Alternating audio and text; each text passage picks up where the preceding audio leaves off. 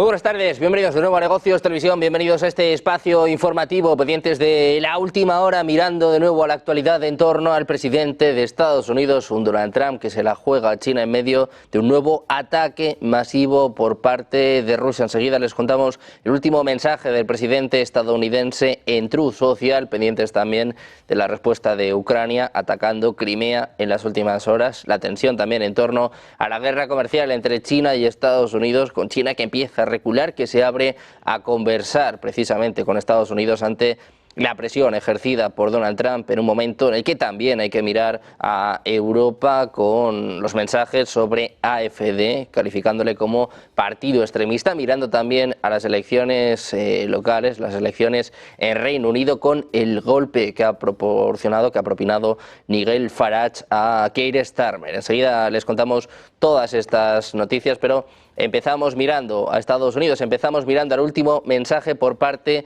de Donald Trump. El presidente estadounidense carga frontalmente contra Harvard, una de las universidades más prestigiosas en Estados Unidos. Dice literalmente que van a retirarle su estatus de exención de impuestos, es lo que merecen. Trump sigue con su cruzada contra Harvard, decía en las últimas horas que es una amenaza para la democracia. Intensificó su disputa con esta universidad, acusándole de ser una amenaza para la democracia. Dice que es una institución antisemita y de extrema izquierda. Sus declaraciones, publicadas en Truth Social, marcan una escalada en el conflicto relacionada con la retirada de fondos federales a esta universidad. Describía a Harvard como un caos liberal. Alegaba que permite a un cierto grupo de lunáticos enloquecidos entrar y salir de las aulas y vomitar falsa ira y odio. Donald Trump sigue cargando contra Harvard. Ahora amenaza con retirarle su estatus de exención de impuestos. Dice que es lo que se merecen.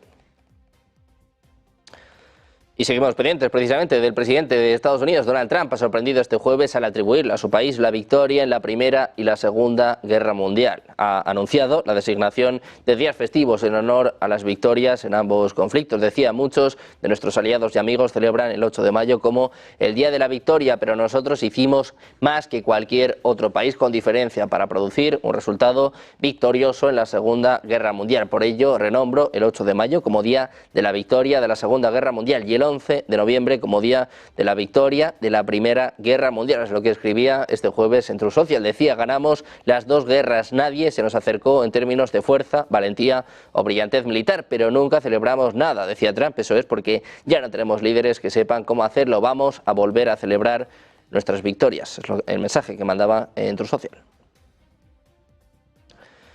Mientras tanto, miramos una nueva tormenta en el seno de la administración Trump. Se enfrenta a su primera baja de relevancia, la del asesor de seguridad nacional. En realidad es doble, porque Mike Waltz y su adjunto Alex Jones han sido cesados tras el escándalo conocido como Signalgate, la revelación de planes militares a un periodista por error a través de un chat telefónico. Se ha cobrado su primera víctima. La habían adelantado medios estadounidenses y la agencia Reuters. Horas después ha sido Donald Trump quien lo ha hecho oficial a golpe de mensaje en Truth Social. Anunciaba que Waltz pasará a ser el embajador de Estados Unidos ante la ONU. Sus funciones pasarán a manos del actual secretario de Estado, Marco Rubio, que va a compatibilizar a ambos cargos, a menos momentáneamente. Trump destituyó a Mike Waltz de su cargo de asesor de seguridad nacional y lo nombró embajador de Estados Unidos ante las Naciones Unidas. Reemplazará a Waltz en funciones Marco Rubio, que va a asumir de forma interina esta responsabilidad de seguridad nacional mientras mantiene el puesto de secretario de Estado. Es la primera destitución de un alto cargo del círculo cercano de Trump, así como de una autoridad en materia de seguridad desde el inicio de su segundo mandato. También miramos a la reacción por parte del vicepresidente de Estados Unidos, J.D. Vance. Sugería que el destituido asesor de seguridad nacional, Mike Waltz, quien fue designado embajador de Estados Unidos ante las Naciones Unidas, en realidad recibió un ascenso. Decía, no lo despidieron, lo nombraron embajador ante las Naciones Unidas, que por supuesto es un puesto confirmado por el Senado. Creo que se podría argumentar con fundamento que es un ascenso, es lo que apuntaba Vance este jueves en Fox News. El secretario de Estado, Marco Rubio, como les contábamos, va a asumir el cargo de asesor interino, mientras que Waltz pasará a ocupar el nuevo cargo, es lo que anunciaba el presidente Donald Trump este jueves. Miramos también al secretario del Tesoro estadounidense, Scott Bessent, celebraba el acuerdo con Ucrania, diciendo que en el marco de los incansables esfuerzos de Estados Unidos por lograr una paz duradera, anunciaba la firma de este histórico acuerdo de asociación económica entre Estados Unidos y Ucrania, que establece el Fondo de Inversión para la Reconstrucción de Estados Unidos y Ucrania para ayudar a acelerar la recuperación económica ucraniana. Dice que la seguridad económica es la seguridad nacional y que va a trabajar estrechamente con el gobierno ucraniano para establecer este fondo y espera poner rápidamente en funcionamiento esta histórica asociación económica para el pueblo ucraniano y el estadounidense. Bessent decía que este acuerdo demuestra claramente a Rusia que Trump está comprometido con un proceso de paz centrado en una Ucrania libre, soberana y próspera a largo plazo. Thanks to President Trump's tireless efforts to secure a lasting peace, I am glad to announce the signing of today's historic economic partnership agreement between the United States and Ukraine, establishing the United States-Ukraine Reconstruction Investment Fund. This partnership allows the United States to invest alongside Ukraine to unlock Ukraine's growth assets, mobilize American talent, capital, and governance standards that will improve Ukraine's investment climate and accelerate Ukraine's economic recovery. The Development Finance Corporation will participate and help to establish this fund in collaboration with the government of Ukraine. Today's agreement signals clearly to Russian leadership that the Trump administration is committed to a peace process centered on a free, sovereign, and prosperous Ukraine over the long term. It's time for this cruel and senseless war to end.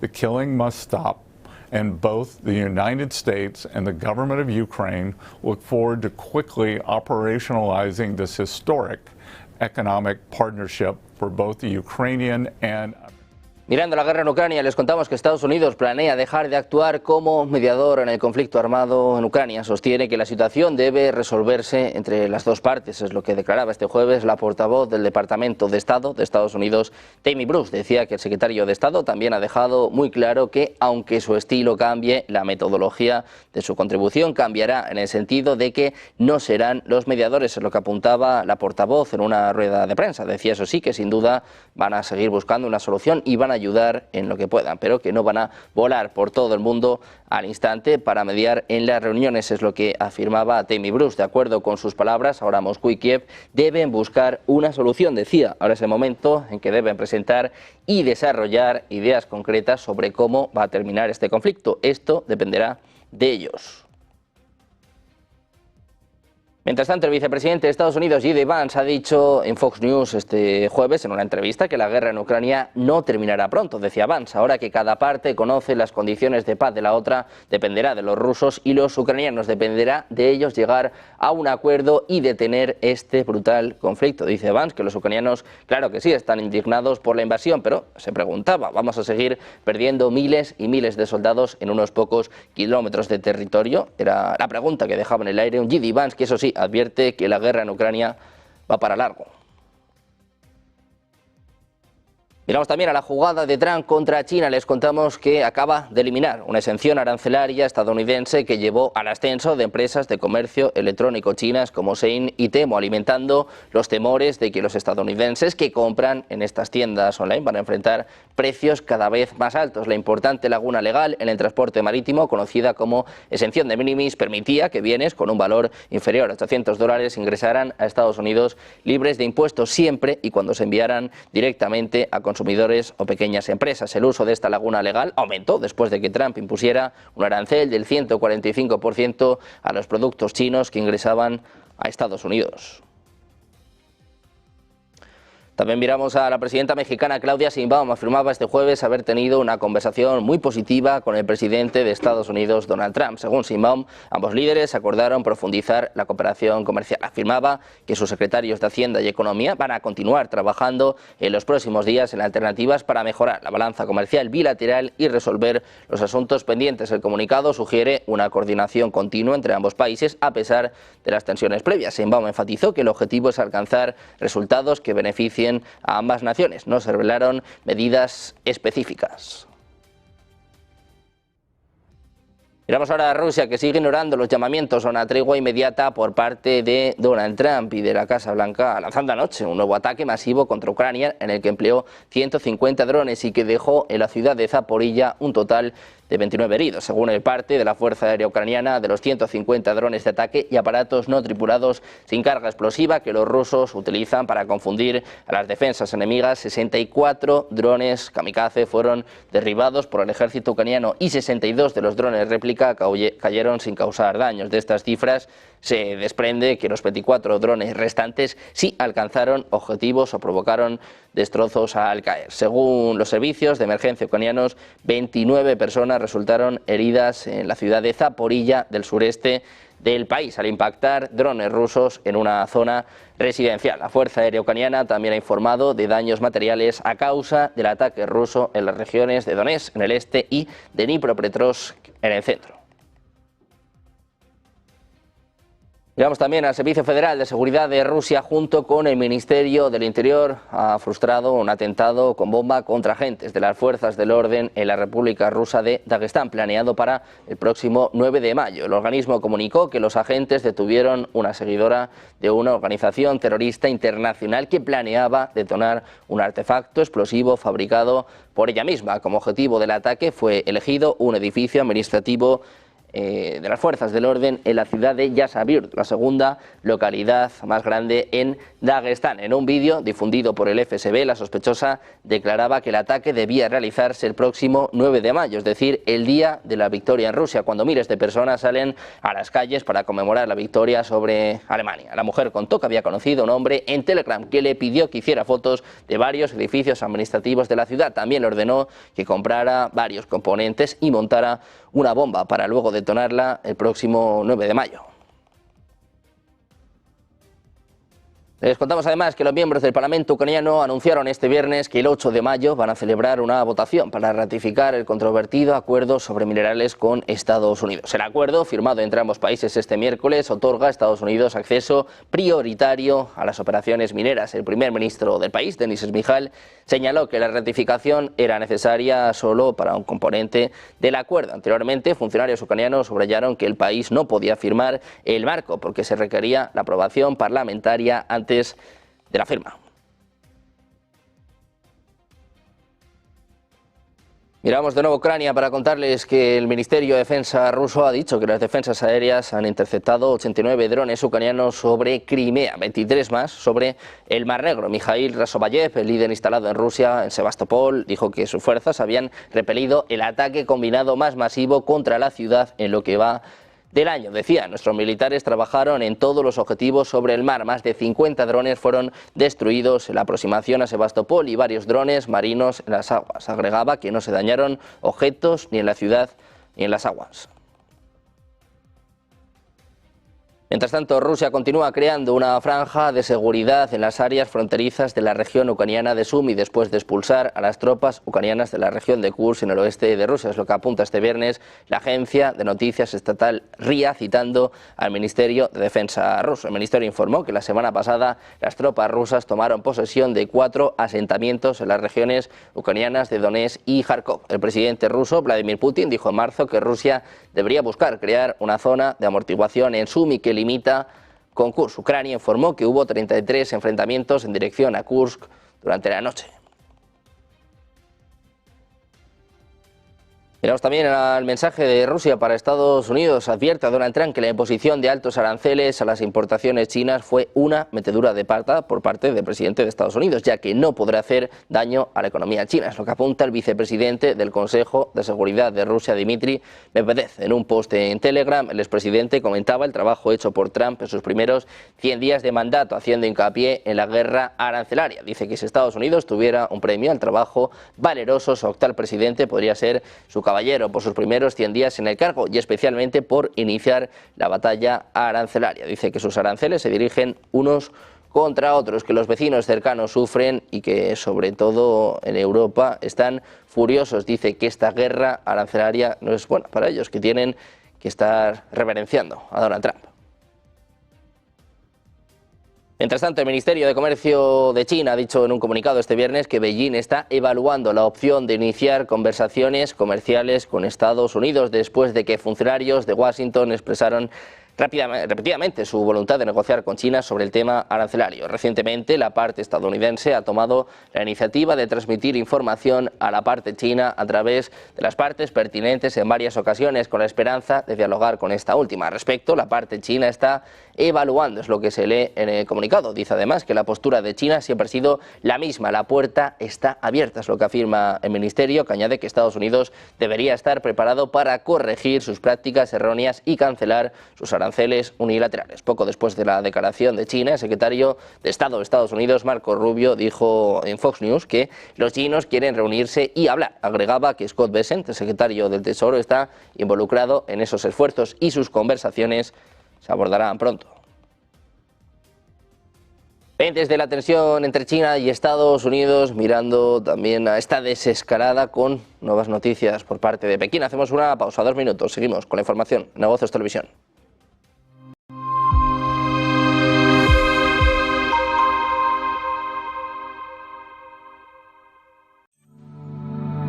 Silver Gold Patrimonio nace en 2018 con el objetivo de innovar en el mercado de los metales preciosos de inversión, ofreciendo nuevas alternativas para que cualquier persona, familia o empresa pueda entrar en el fantástico mundo de los metales de inversión de forma sencilla y acompañada por consultores expertos en el sector. Silver Gold Patrimonio quiere avanzar contigo.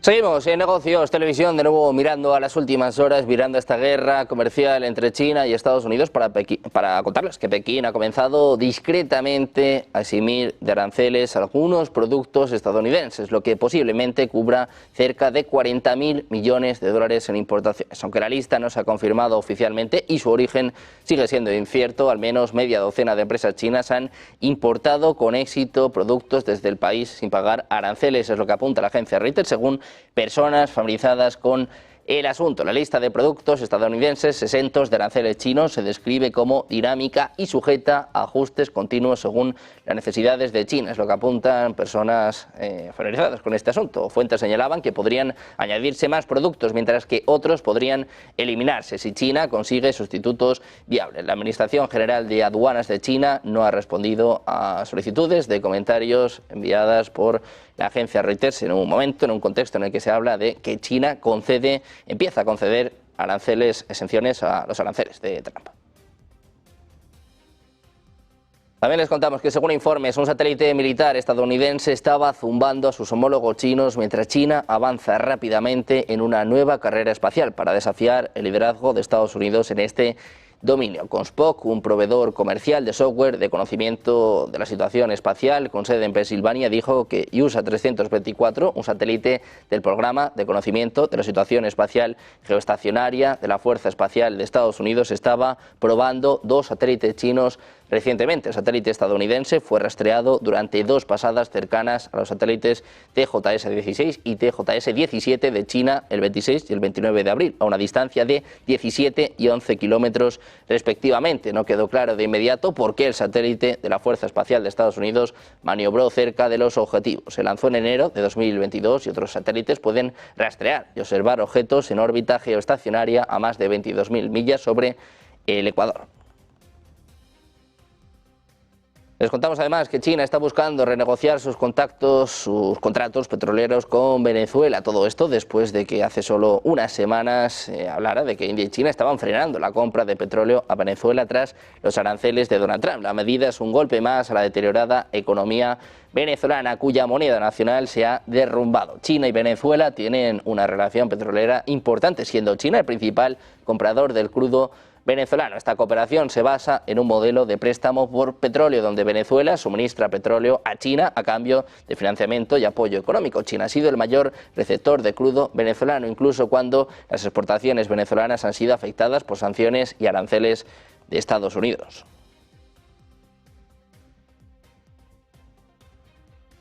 Pendientes también de datos macro importantes en Europa. La inflación anual en la zona del euro se mantuvo en el 2,2% en abril, sin cambios respecto a las cifras de marzo, según un informe preliminar de Eurostat publicado este viernes. La inflación mensual en abril se midió en el 0,6%. Los servicios fueron los que más contribuyeron al aumento del índice de precios al consumidor, con un 3,9%, seguidos de los alimentos, alcohol y tabaco con un 3%, y los bienes industriales no energéticos con un 0,6%. El IPC básico, que mide la inflación excluyendo energía, alimentos, alcohol y tabaco, aumentó un 2,7% interanual y un 1% mensual. La inflación más alta se registró en Estonia con un 4,4%, mientras que la más baja se registró en Francia con un 0,8%. Les contamos además que Francia y Polonia se disponen a firmar un pacto de defensa ante Rusia y en medio de la incertidumbre sobre el compromiso de Estados Unidos de proteger Europa. Emmanuel Macron y Donald Tusk firmarán el tratado en la ciudad francesa de Nancy el 9 de mayo, el 80 aniversario del final de la Segunda Guerra Mundial, es lo que informa Financial Times. El presidente francés ha planteado ofrecer el paraguas nuclear de París a Europa, una opción que Tusk, el primer ministro polaco, ha señalado que podría explorar. No se espera ningún acuerdo sobre esta cuestión en Nancy. Tusk también ha dicho que envía un mensaje a Washington, que es el principal aliado histórico durante tantos años, es lo que apunta Financial Times. Alexander Olech, analista de seguridad en un centro de estudios polaco, dice que es una clara señal de que Polonia no solo depende de Estados Unidos, sino que también puede contar con otros aliados nucleares fuertes.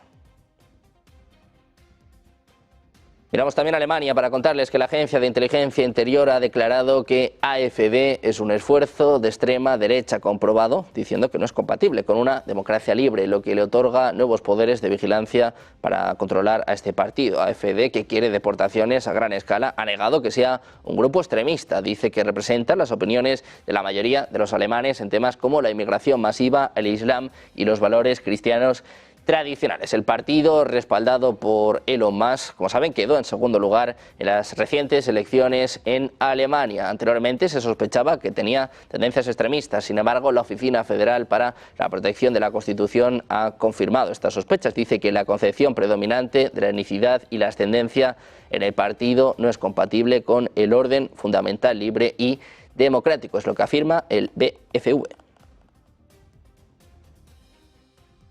También les contamos que la Unión Europea va a presentar nuevas propuestas comerciales a los negociadores estadounidenses la próxima semana. El documento propondrá reducir las barreras comerciales y no arancelarias, impulsar las inversiones europeas en Estados Unidos, cooperar en desafíos globales como abordar el exceso de capacidad de acero de China y comprar bienes estadounidenses como gas natural licuado y tecnologías. El documento propondrá reducir barreras comerciales y no arancelarias en un nuevo acercamiento en Europa hacia Estados Unidos, intentando relajar la tensión con Donald Trump. Europa se rinde, propone comprar gas y tecnología para evitar los aranceles.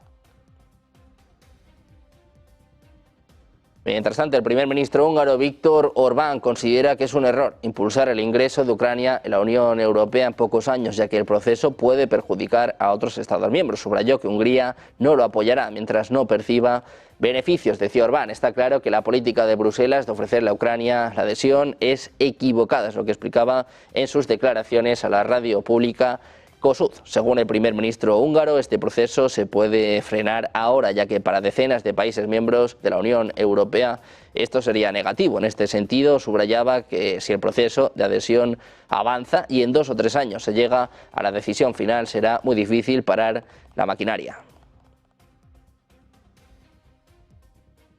También les contamos que el Reino Unido celebró ayer elecciones municipales con todas las miradas puestas en Reform, el partido de derecha liderado por Nigel Farage, y los primeros resultados indican que la formación va a sacar rédito de la caída de laboristas y conservadores. Farage ha arrebatado a los laboristas el único escaño parlamentario que estaba en juego, el de la circunscripción de Runcorn y Helsby. Ahí la candidata de Reform, Sarah Paulin, se ha impuesto por solo 6 votos a su rival laborista, una victoria muy ajustada pero que confirma el desgaste que sufre el partido que hoy controla el gobierno británico. Los laboristas habían ganado con mayoría en esa circunscripción hace menos de 12 meses. Además, de momento, Reform ha ganado también una de las 6 alcaldías que estaban en disputa, la de Greater Lincolnshire. Los laboristas retendrían por un estrecho margen las de North Tyneside, West of England y Doncaster. En las 3, el partido de Farage ocuparía el segundo lugar. Mientras tanto, mirando a Starmer, les contamos que un nuevo dron británico de última generación ha entrado en funcionamiento este viernes, mientras Starmer prometía que el gobierno británico se enfrentaría a Putin y protegería sin piedad la seguridad del Reino Unido y de Europa. Los sistemas aéreos Storm Shadow estarán equipados con un bloqueador de señales de alta tecnología para interrumpir el radar enemigo a larga distancia y volar junto a las tripulaciones de la RAF Misiones de primera línea. El número 10 de Downing Street dijo que el desarrollo aprovechó los aprendizajes adquiridos al contrarrestar la guerra de Putin en Ucrania. Mientras tanto, Israel ha atacado objetivos cercanos al Palacio Presidencial en Damasco, la capital siria, es lo que informa el primer ministro del país hebreo, Benjamin Netanyahu. Decía, este es un mensaje claro al régimen sirio: no permitiremos que se envíen fuerzas al sur de Damasco ni que se amenace a la comunidad drusa, es lo que afirmaba en su declaración conjunta con el ministro de Defensa israelí, Israel Katz. Anteriormente, esta misma semana, Tel Aviv ya había atacado a un grupo extremista en Siria, después de un enfrentamiento con la comunidad drusa. Por su parte, el Ministerio de Asuntos Exteriores sirio manifestó su rechazo a toda forma de intervención extranjera en los asuntos internos de Siria, sin mencionar a Israel, declarando el compromiso de Siria de proteger a todos los grupos sirios, incluida la noble secta drusa.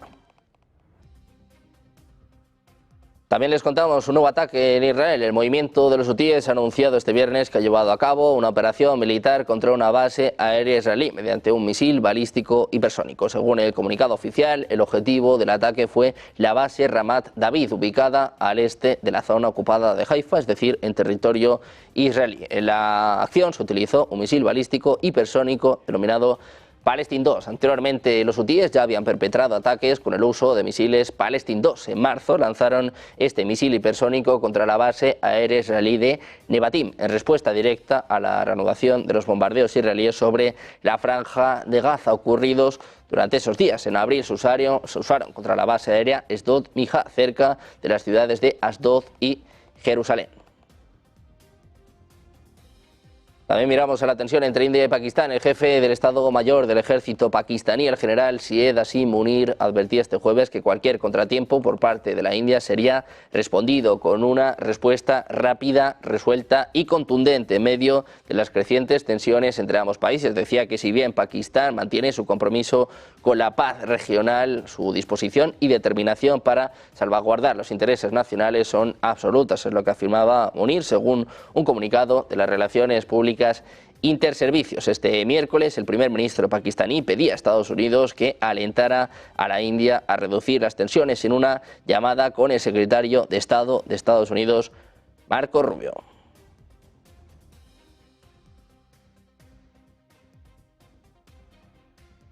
Mientras tanto, las autoridades de aviación de Pakistán anunciaron este jueves que secciones específicas del espacio aéreo dentro de las regiones de información de vuelo de Karachi y Lahore estarán cerradas desde las 4 hasta las 8 am todos los días hasta el 31 de mayo, citando preocupaciones de seguridad. La medida se produce en medio de una creciente tensión con India tras un ataque mortal en la Cachemira administrada por India el pasado 22 de abril, en el que murieron 26 personas. India acusó a Pakistán de estar involucrado, lo que dio lugar a una serie de represalias entre ambos países. En respuesta a las acusaciones de la India, Pakistán cerró su espacio aéreo a las aerolíneas indias el 24 de abril. También suspendió los servicios comerciales y de visado. India respondió prohibiendo la entrada de aeronaves pakistaníes en su espacio aéreo hasta el próximo 23 de mayo.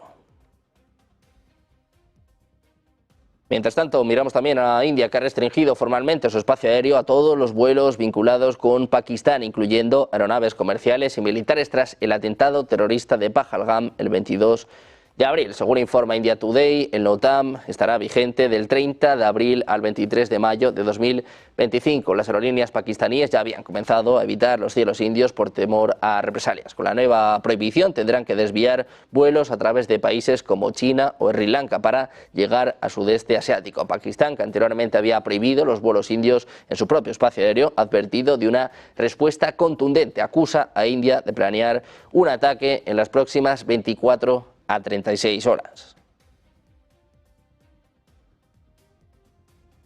Atentos a la tensión entre India y Pakistán, la mediación de Estados Unidos mirando también a la guerra en Ucrania con un nuevo ataque masivo ruso, con los mensajes de Donald Trump hablando de que Estados Unidos ganó las guerras mundiales. Hacemos una pausa enseguida. Mejor análisis, Ignacio Valdecasas enseguida en Negocios Televisión.